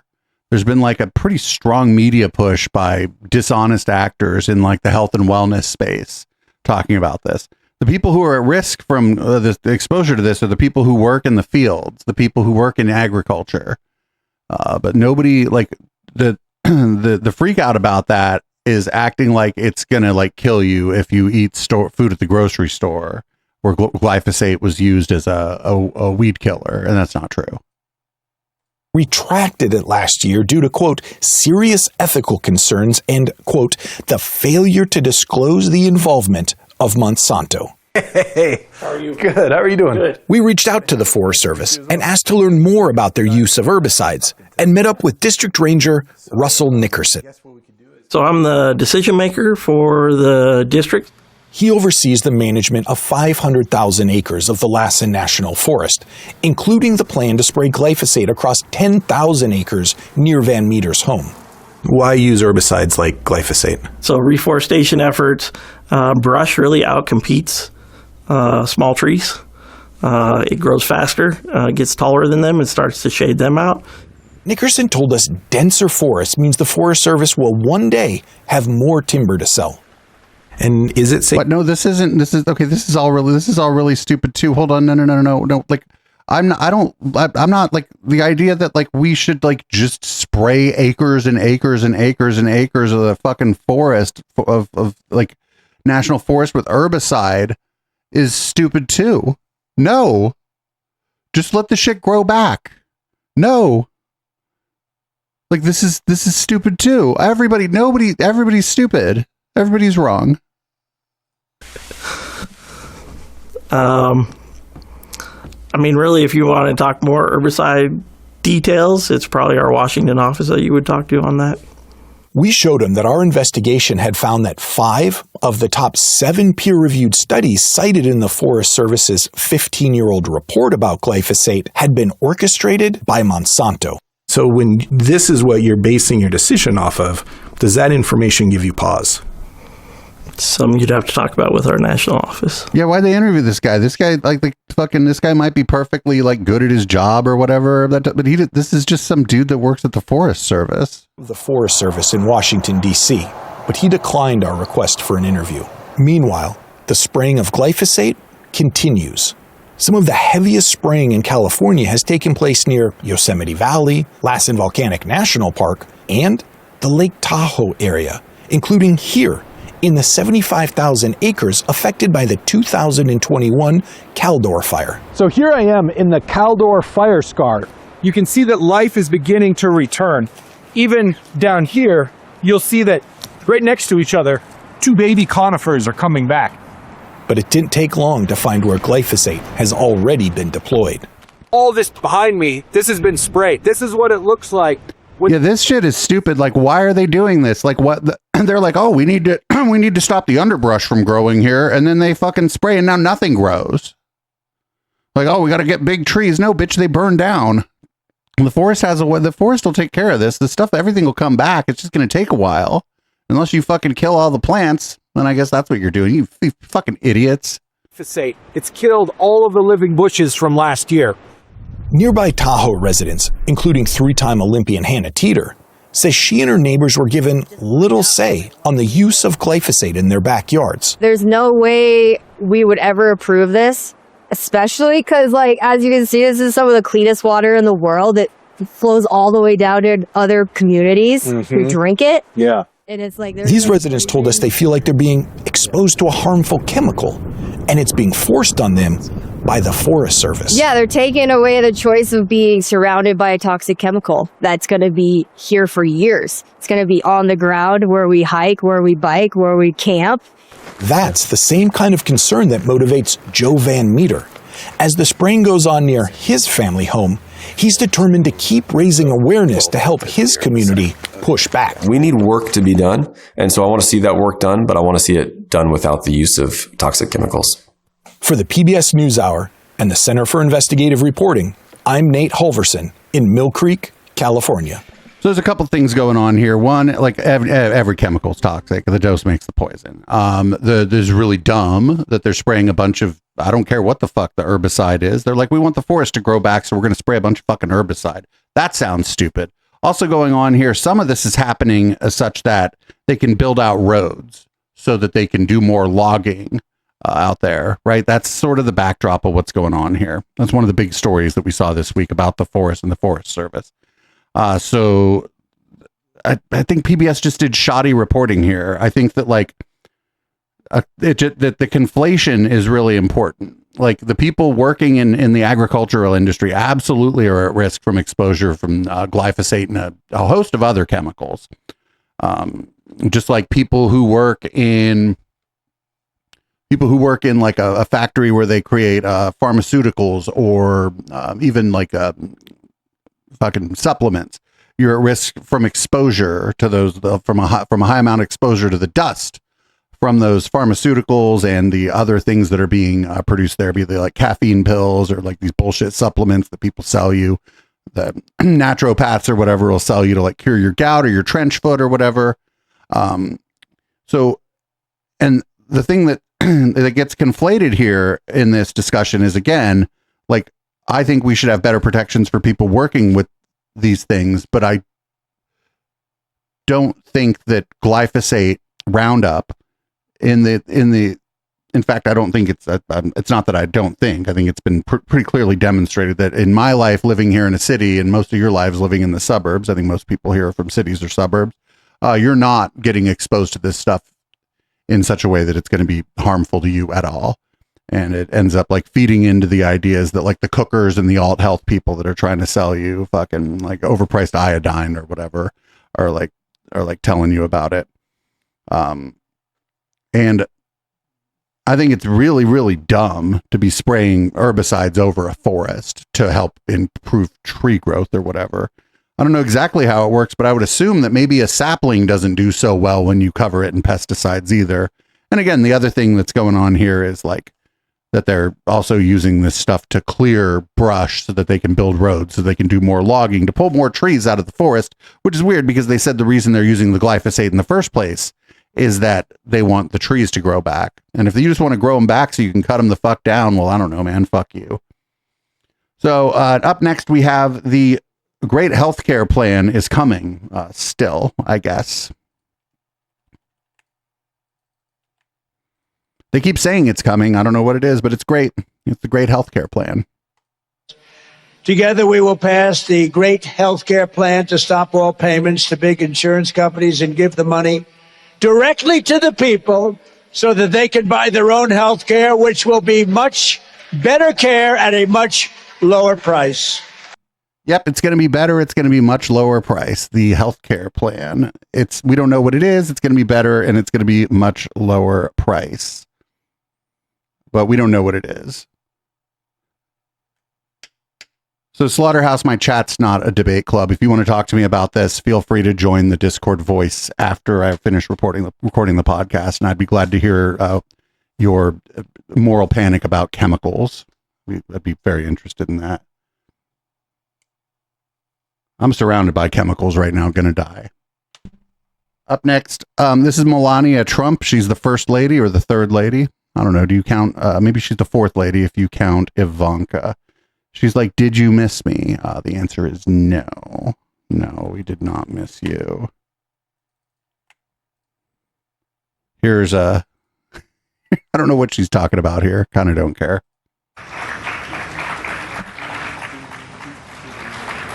Good afternoon. I heard you missed me. Here I am. Welcome to the White House. Here I am. Did you miss me? The answer is no. The answer is no. No, we didn't miss you. Here's the next part of her little speech here.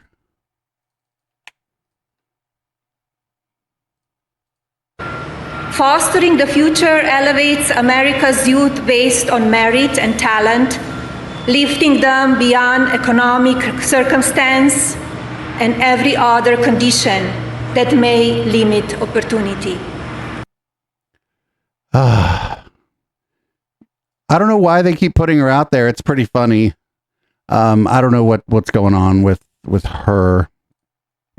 She's probably just upset.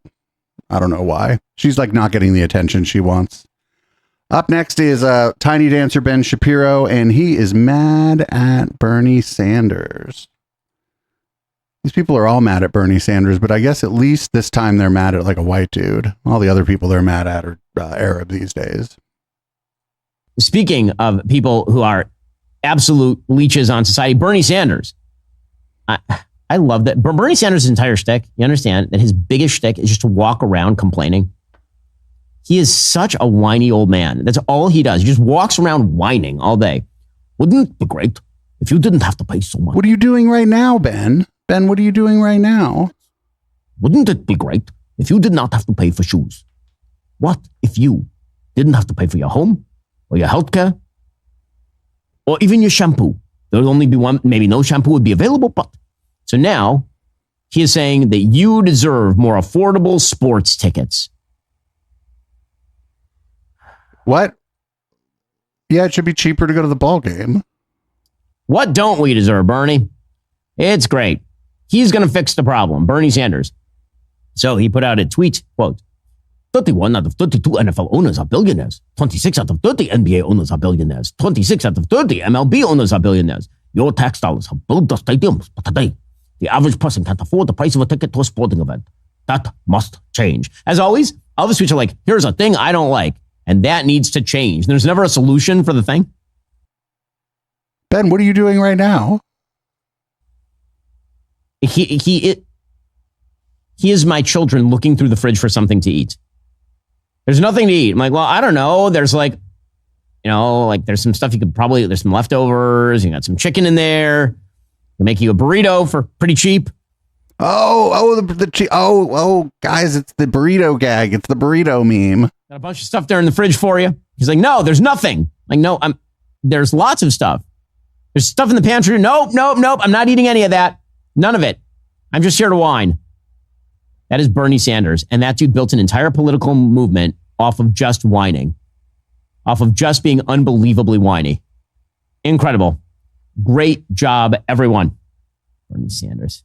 Just unthinkable. Didn't this guy build his political career whining about liberals in like Hollywood and that they don't have enough conservative shit in Hollywood? And then he blew all this fucking money, his company, pretty profitable company, blew all that fucking money trying to make a movie with Brett Cooper in it because they were mad at Hollywood. And then fucking, I don't know, they wrote the contract in such a way that Brett Cooper was able to just be like, bye. And now, I don't know, man. It's just really weird seeing this guy who I mean, he just complains about everything. I complain about a lot of shit too, but I don't act like I'm not doing that. I don't be like, oh, all these other pundits are just complaining about things they don't like. It's like, motherfucker, that's what I'm doing too. I'm just not afraid I'm not afraid to own it and shit. So, here's some dating advice, from Jesse Waters. Not for men though. Some dating advice for women from Jesse Waters. Much over the last 20 years, and it has seeped in and been too effective. What did the left say? You don't need no man, right? And they snapped when they did it. Do it, Jesse. Come on, try it. It's fun. Maybe you can make your head go back and forth a little bit too. Who knows? They said, you just go work, you have a career, and that's it. You don't need a husband. That's how they said it. That's how gay men say husband. We're like, my husband. And you know what women turned into? Sex objects or worker bees, right? And they don't want to feel that way deep down in their loins. Ladies, which are you? Are you the sex object or the worker bee? They want a husband. They want children, and they want a family. So I have advice for women. Oh, okay. Get off dating apps, all right? You got to be at the mercy of fate, Go outside. You're not going to find a husband inside. Jessica and I both found our husbands in elevators. Exactly. Work. Get in the elevator. Work is a great place to find a spouse. He even knows what he's saying right now. Dude, your homeboy left his wife for his fucking assistant or something, and didn't he do some weird shit where he deflated his assistant's tires so she'd have to come back and ask for help or something like that, or was that some different ghoul? And go to the gym, go to a bar. You're probably smoking too much dope. They call it dope. Oh, smoking dope. You're never gonna meet anybody if you smoke weed and have weed friends. Drink more. All right, let's get out of the no spin zone. That's, dude, at work, dude, why? He knew what he was saying. I think he did it on purpose to piss people like me off. Dude, fuck off. All right. So we got, I think, 3 palate cleansers. The first one, I'm not sure if it's real. But I'm rooting for the first one. You're getting on the bus, and then all of a sudden, goats.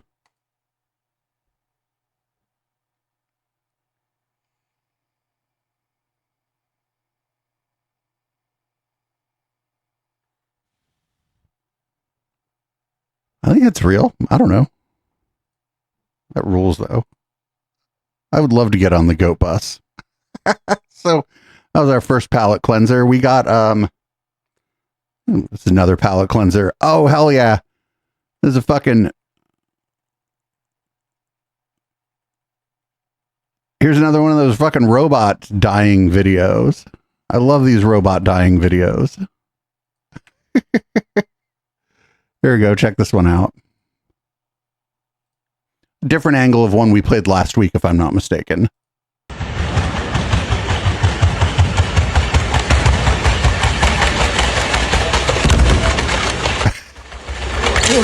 I fucking love it. I fucking love it. They were posting, they were like, oh, we got a robot that ran the 100 meters faster than Usain Bolt. And I'm like, are these people bragging about making a machine that goes faster than a person?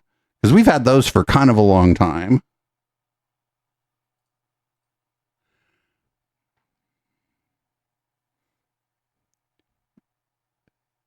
Oh, this is the same one. All right. So Mike Pillow lost badly, but don't worry. He's going to demand a recount. We have to have a recount because Mike Pillow lost.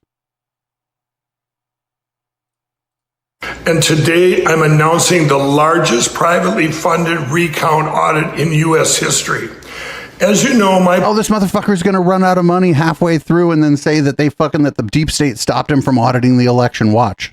Major deviations and anomalies on election night. Well, we've now analyzed the election night reporting from the August 11th Minnesota governor's primary, and what we found demands answers. During that election, reported vote totals actually went backwards 55 different times across 25 of Minnesota's 87 counties. Dude, hell yeah. Dude, he's gonna there's no way. The recount is so expensive. So this dude's gonna raise some amount of money and start a recall. And then he's gonna run out of fucking money.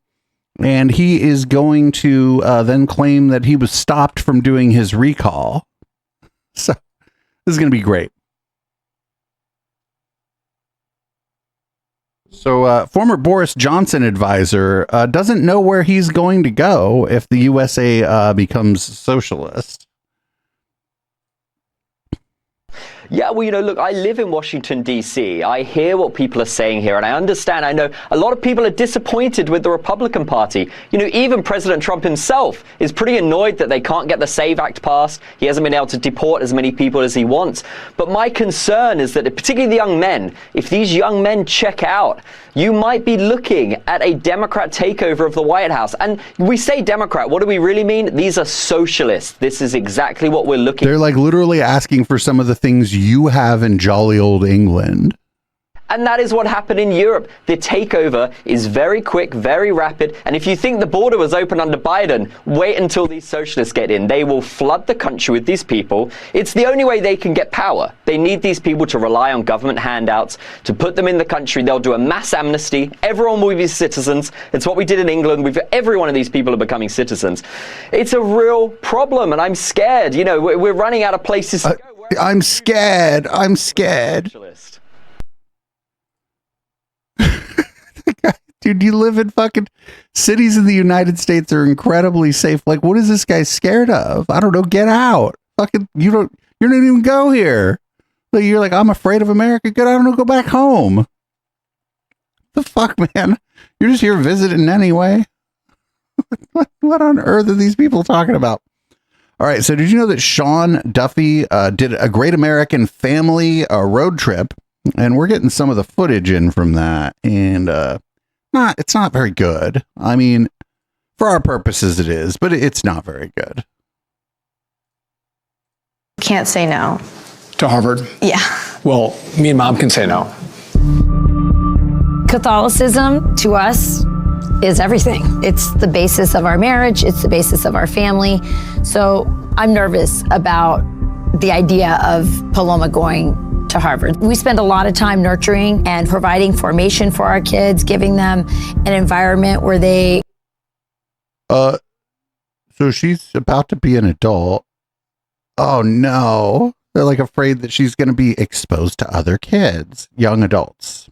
Are steeped in faith and values. And so the idea of dropping her off at a place that would undermine that or try to undo all those things makes me worried. And again, I don't want them to get one viewpoint. I want them to get a lot of different viewpoints. But I don't want them fed only one viewpoint that's contrary to the way my kids were raised. Listen, that's literally what education is for.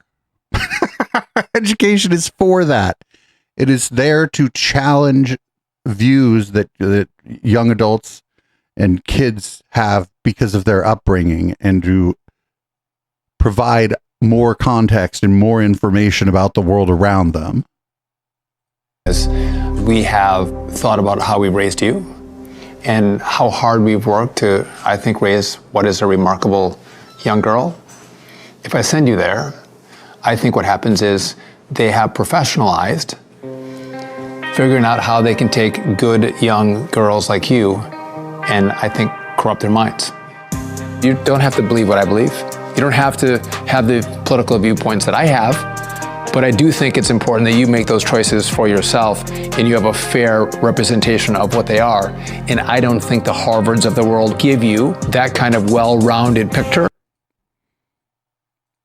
This is definitely like fucking like right-wing fucking like pro-natalist bullshit. I don't want the fucking liberals educating my daughter, because she might get an education from people who would tell her things that I don't believe in. I want you to get all sides. I just want to decide what all sides are. What a horrible predicament this young woman is in. I don't know, man. Leave her alone. Let her pay for her college. Fucking grifting ass motherfucker. Up next. I don't know about you, but I hadn't heard much about this Natalie Hart person until this week. She seems weird. She is very attached, I would say, to Donald Trump. But I don't think her devotion is why he keeps her around, or why he likes her around doing all this stuff for him. I think it's because she looks like Ivanka. Well, let's see what the news coverage of her has been like.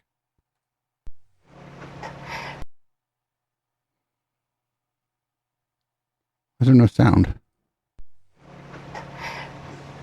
Everything that she just mentioned, you guys, is Natalie Hart should be the poster child for modern day feminists. She's a hard worker. She is resourceful. She literally devotes all of her time and energy towards one single man. But I'm not sure to actually move up and have a job. And she climbed the corporate ladder. She sacrificed herself. She didn't even sleep. Wait, why is there like a fake cocktail party behind this news show? What is going on?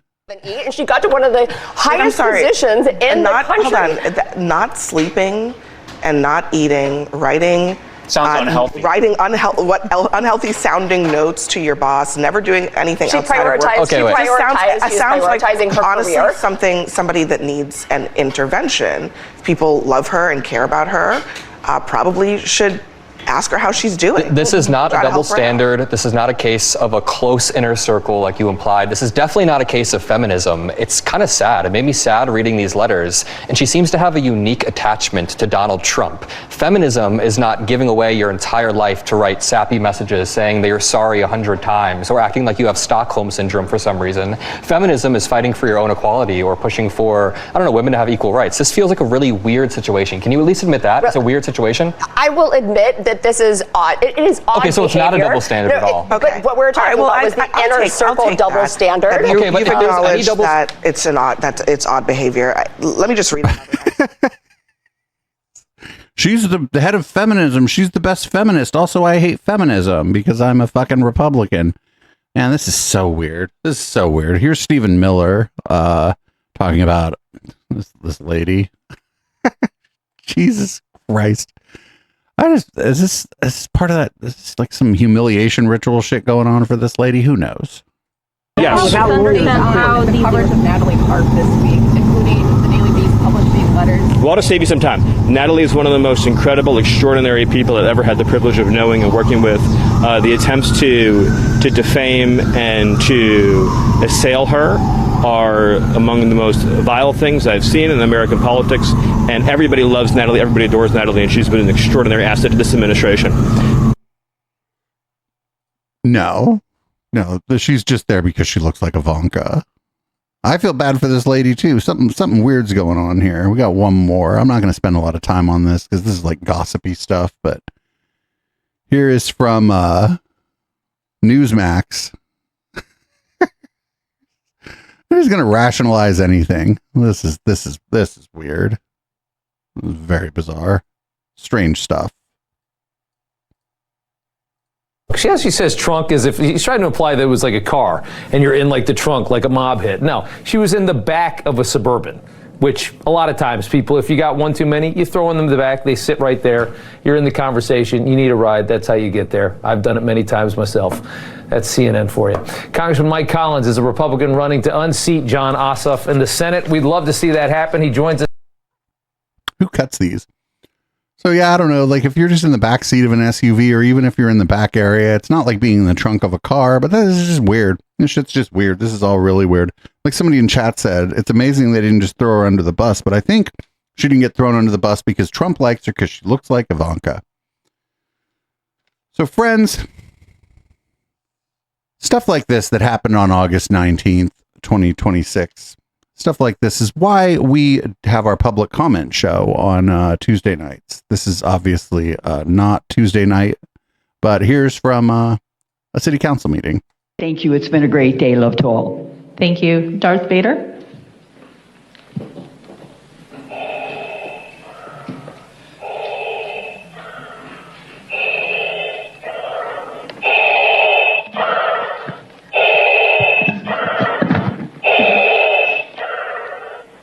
The Emperor is a fan of flock, and we must continue utilizing flock technologies so that we can follow and surveil the rebel scum as they move from playground to playground, from playground to pool, from pool to gymnasium, because we all know that the flock cameras are not only following the license plate readers, they are following children. They are following children in parks and gymnasiums, and we need this. I need this so I can stalk my ex-girlfriend.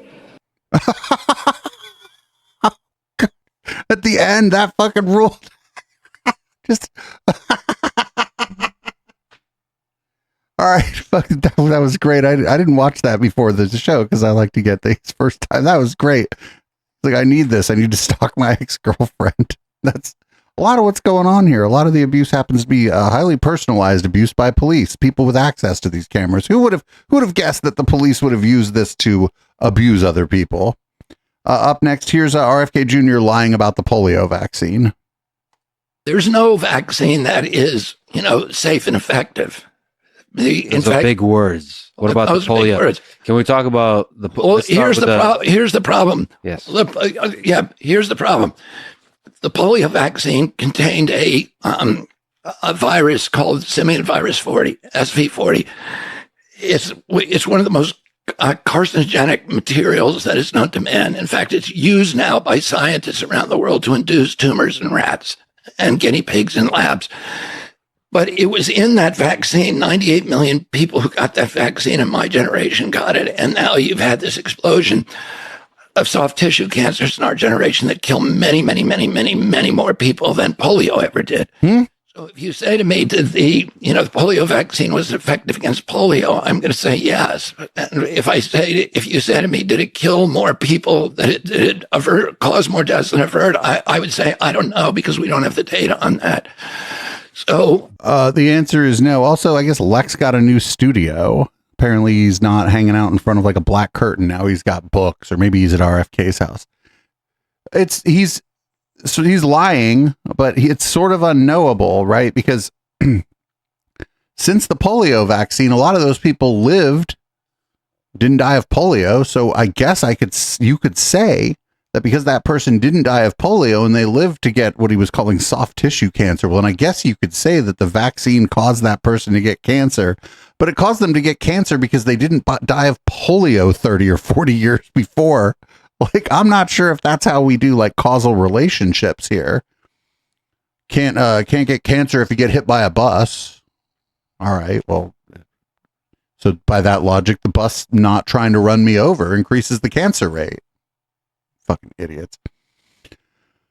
Up next, we got Great Value Matt Walsh on who should you be hospitable to?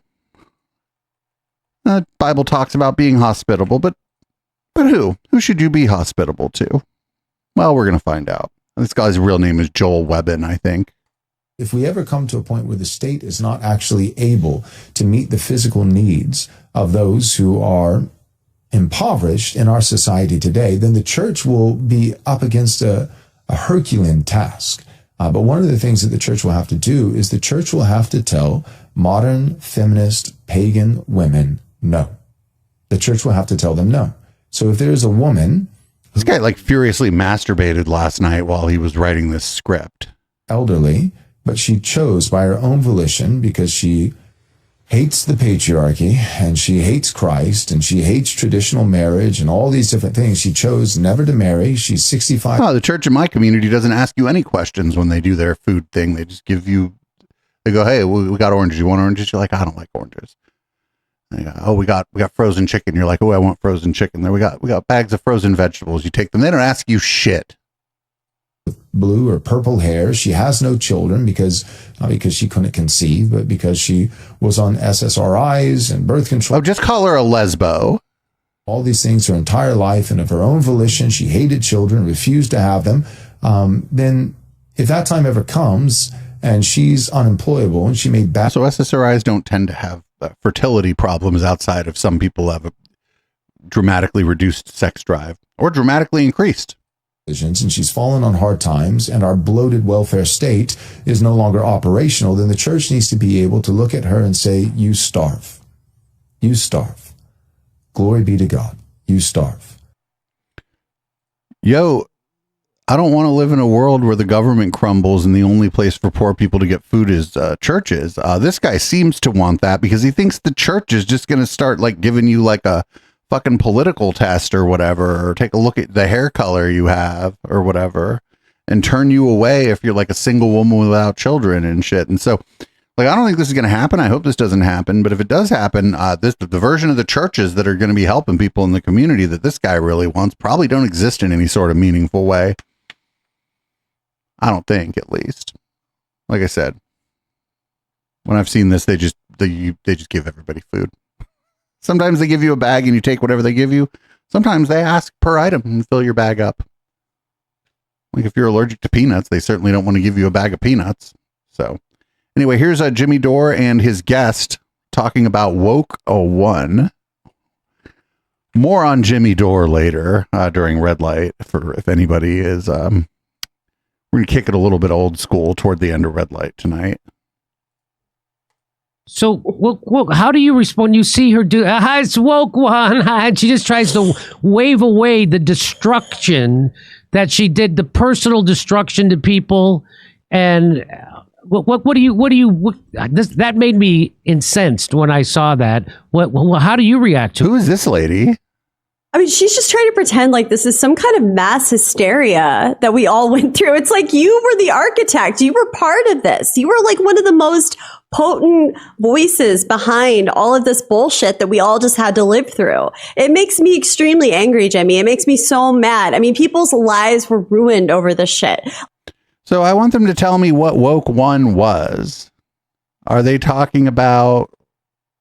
I think they're trying to like... I think because of who their audience is, they try to like bring this in with the fucking constant panic attack that they were all having about COVID, right? I think that's what they're trying to do. They're trying to marry like two things. Like, first of all, woke got colonized, as do many things, right? Especially in America. Woke was like a black culture thing, and it was like talking about the economic and societal disparities affecting mostly black, but not only black people. And that's what woke was before it got colonized. Then it got colonized by white people, but it was mostly just as a thing to use as like a punching bag for talking about any sort of empathy that you might have for someone who's different than you, poor people, black people, fucking gay people, etc. And then during the fucking pandemic, they started acting like wearing a mask and not screaming at the fucking cashier at Safeway. Now that's what woke is. So, it just kept changing, right? The bit of a moving woke goalpost. I'll defend woke one. No cultural movement is perfect. People overreact to shit and act stupid all the time, but I'll defend woke one. I'm fine with that. Anna Kasparian seems to be doing well. Here's her on Owen Schroyer's show. Owen Schroyer, former InfoWars reporter, or former Alex Jones colleague, until Alex Jones's abuse got turned on to Owen Schroyer, and he was like, "Oh, it was fine until you did it to me." With the right wing, I mean, conservatives specifically, I think that they're right in pointing out some of the excesses of the left when it comes to some of these social issues. And in fact, I got purged from the left simply for drawing attention to the fact that I don't think women should be called birthing people. Like, I think it's degrading. Okay. So. Oh, man. No. Oh, dude, there was like they saw this in like one like technical manual or something, and they got hell mad at it. No, right, I don't. That's from the notes. I got to take this out of my show notes here. Person giving birth is just like how you would describe it in like a manual, like technical manual. Man, this lady origin story is two things, right? Once she saw like homeless folks near her gated community. Now she hates poor people. And then she heard about birthing person, which wasn't, and nobody was telling her to call anybody that. It was just like in a manual or something having to do with healthcare when they were describing a person in a situation. Probably fucking kind of boring policy that none of us interact with in any meaningful way. Here's more from her on Owen Schroyer. But I want to go back. I want to go back 10 years ago. The famous moment at the RNC in Cleveland, the Young Turks, InfoWars. You were there, Leanne McAdoo. Obviously, Alex and Shank were there as well. We all remember the moment, Roger Stone. I was outside doing street content, so I didn't actually get to be a part of working the street. Good for him. That fun. But you were there. Mm-hmm. I make the joke about that's where we were at 10 years ago. Now it feels like InfoWars people and Young Turks people have more in common now than they do with the Democrat Party or the Republican Party. All right, cool. Yeah, the Young Turks people, that's fine. I don't need them. I don't know. Fucking, this is so stupid. Like literally homegirl like saw poor people in LA near her house and then saw birthing person and just lost her mind. So we only got a couple more here before red light. Red light's probably going to go long tonight. So here is the more and more common segment actually during the podcast here. Here are AI people saying things that are insane so that they can later wonder why everyone hates them. One dystopia that I'm particularly nervous about 10 years from now is we overreact to AI safety. And so we say, look, everyone, you're going to get a cure for cancer. You're going to have material abundance, but you will have no freedom. You will have no agency. It will be a perfect surveillance state. There will be no privacy. And that's what you're going to get. You're going to get great comfort, but there will be nothing left in the world for you to really do. Nothing that really matters. You'll just kind of live at the, service of the AI giving you material wealth. Man, could somebody just send these guys to like a liberal arts school for like fucking 1 year or something so that they can like understand that what they're talking about, that all this fucking technical garbage that they're talking about isn't like the only thing that's going on in the world. Here's Jeff Bezos on why we should put 1 trillion people up into the fucking solar system. God, these people are like, why are all these people at these city council meetings acting crazy when we want to put a data center? And then they like go on fucking video fucking podcast that anyone can see and they just talk all this weird shit. People are like, I don't want to contribute to this. I would love to see, a trillion humans living in the solar system. if we had 1 trillion humans, we would have at any given time 1,000 Mozarts and 1,000 Einsteins. That would, our solar system would be full of life and intelligence and energy. Does this guy have any idea how many Mozarts and Einsteins died penniless because they were worked to the bone by any number of different elites and powerful people in any number of different economic and cultural and political systems? That large with all of the resources in the solar system. So what do you think that looks like? Giant space stations? Yeah, the only way to get to that vision is with giant space stations. The planetary surfaces are just way too small. So you can, unless you turn them into giant space stations or something. But yeah, we will take materials from the moon and from near Earth objects and from the asteroid belt and so on, and we'll build giant O'Neill style colonies. And people will live in those. And they have a lot of advantages over planetary surfaces. You can spin them to get normal Earth gravity. You can put them where you want them. I think most people are going to want to live near Earth, not necessarily in Earth orbit, but in, Earth, but near Earth vicinity orbits. And so they can move quick, relatively. Imagine getting priced out of Earth quickly back and forth between their station and Earth. So, but I think a lot of people, especially in the early stages, are not going to want to give up Earth altogether. They go to Earth for vacation. Yeah. Same way that, you might go to Yellowstone National Park for vacation. People will, and people will get to choose whether they live on Earth or whether they live in space, but they'll be able to use much more energy and much more material resource in space than they would be able to use on Earth. Huh. Why does everybody hate these people? I can't figure it out. So, in more of why does everybody hate these people, here is somebody calls this a douchebag's guide to SF. This is Mayor Daniel Laurie. We call him Mayor Ed 210. This is his brother. He's a luxury real estate broker, and he's going to tell you all the cool fucking things to do in San Francisco. Summer lovin'. There's a bunch of good beaches in the city. You got Bakers, you got Ocean, Crissy Field, like that beach area there. You have Aquatic Park. You could go deeper in the Marin. You could do like a Tennessee Valley hike. If you want to venture further, you could hit Stinson Beach, or you could do Mount Tam. I got another China Camp. And Centerfell. It's a little cove in there. If you have not been to Fort Funson, you must go. It does get a little windy. And you see these hang gliders like jump off the cliff there. It's unbelievable. So living in the Sunset, summertime, sometimes it's foggy. I bring my surfboard and then have some lunch and go to Hardly Strictly, be able to go to the beach and a music festival in the same day. Yeah. That's pretty epic. So with these people, they want to tell you, this is a real San Francisco podcast. I might force the councilman to fucking listen to that. The councilman and I have both lived in the city. These people, they're like, oh, here's what to do in the city. And everything that they described to you was like avoiding the people in the city. They don't want to meet the people in San Francisco.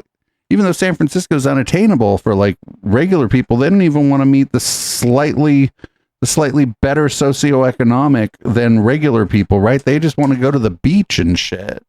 They want to get out of the city center. That's what there is to do in the city for these people. They did mention a music festival, but motherfucker, dude would not be caught dead at like a punk show, right? But he go to Hardly Strictly. He probably gets a VIP pass and fucking hangs out in like the VIP fucking area or whatever the whole time. Doesn't even dance. So that's the podcast.